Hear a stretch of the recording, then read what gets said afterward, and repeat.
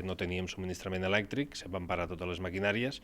però gràcies a la bona operativa, al bon fer de tot l'equip humà que treballa al Consorci, se va poder ficar tot en marxa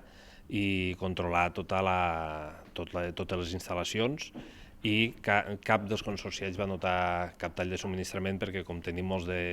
dipòsits reguladors que el que ens donen és una garantia de subministrament a tots els consorciats, i en això treballa el Consorci, no?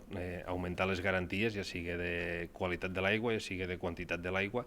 Pels consorciats se van distribuir diferents equips a camp per poder gestionar les diferents vàlvules que s'havien d'operar manualment. També remarcar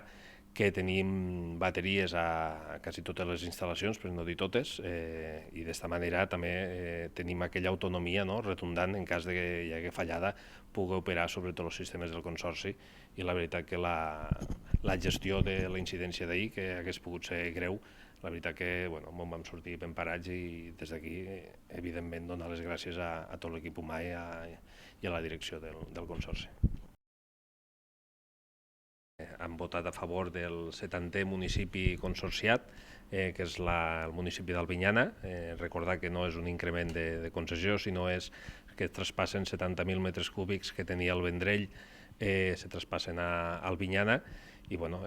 poder garantir l'aigua de boca